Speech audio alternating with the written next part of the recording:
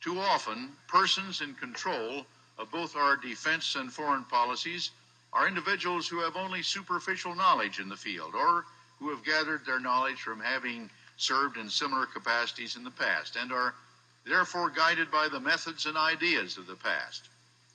Not since Richard Nixon have we had a president who really had a personal understanding of foreign policy. Arizona Republican John Rhodes served as House Minority Leader from 1973 to 1981. In August of 1974, he was one of 3 Republican members of Congress who went to the White House to give President Nixon the news that he would be impeached in the House, and if it came to it, convicted in the Senate over the Watergate affair.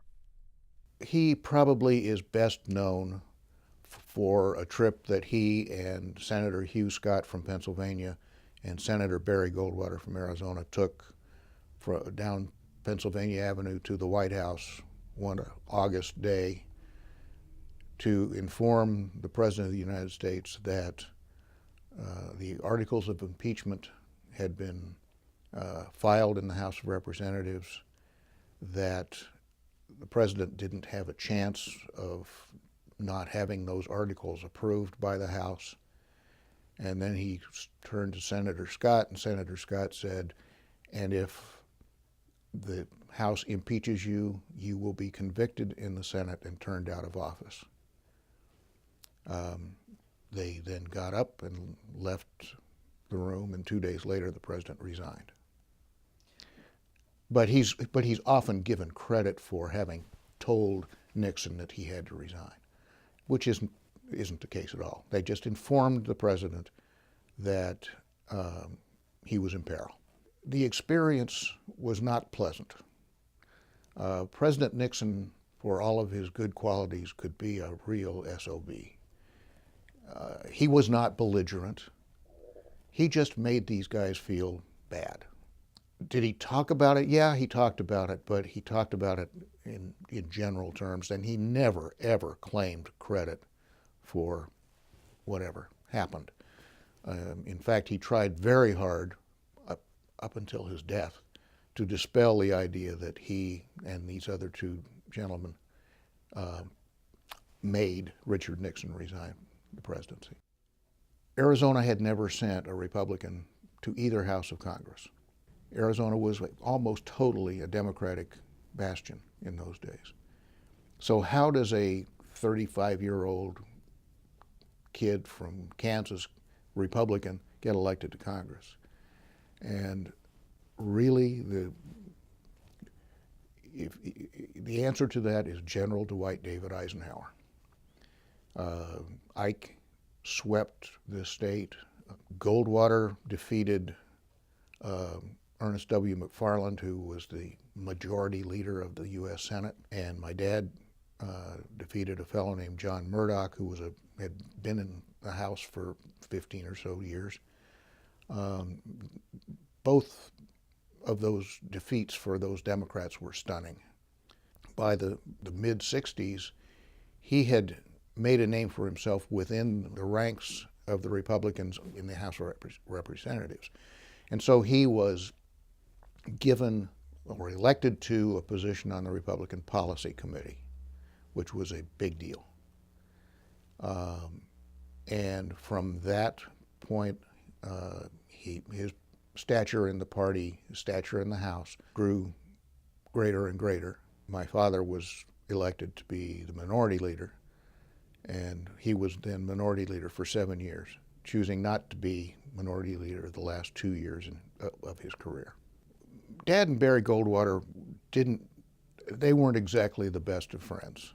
Each had an ego, and Goldwater's was more substantial than Rhodes's, but Rhodes definitely had an ego. And they saw things politically pretty much the same way. I have said in the past that Dad and Goldwater and 3 or 4 other people invented modern conservatism. Not modern conservatism by today's standard, but in the 50s, 60s, 70s kind of conservatism. Kind of the conscience of a conservative type of people that Goldwater described in his book. limited-sized government, spending in moderation, keeping within a budget, those kinds of things. But as far as were they the best of pals, the answer is no.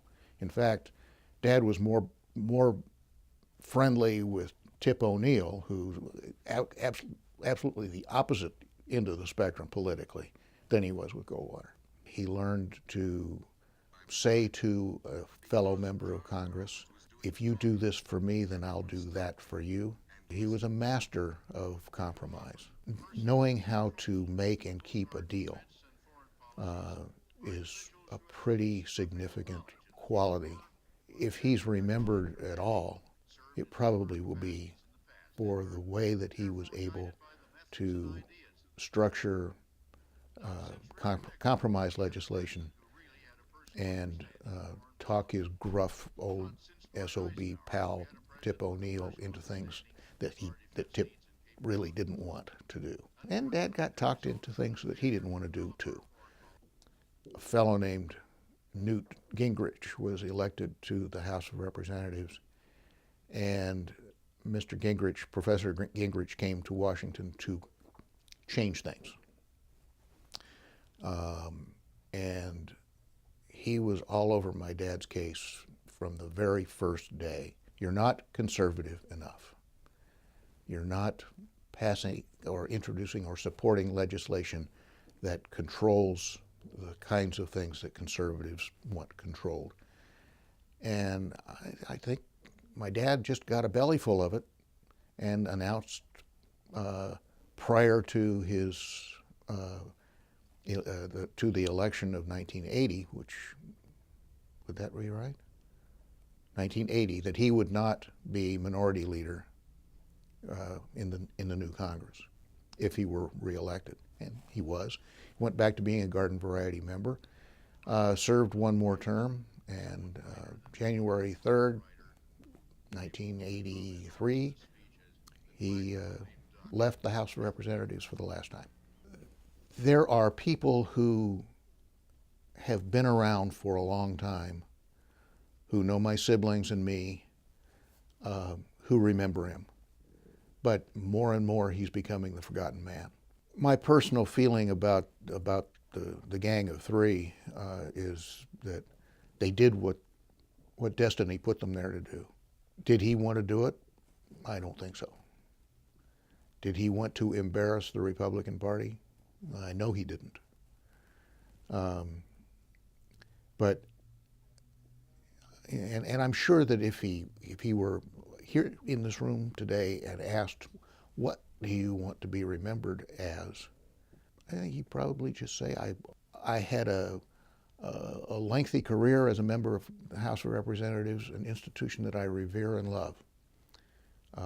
My wife and I raised 4 children, and we did that fairly successfully, and I've lived a good life.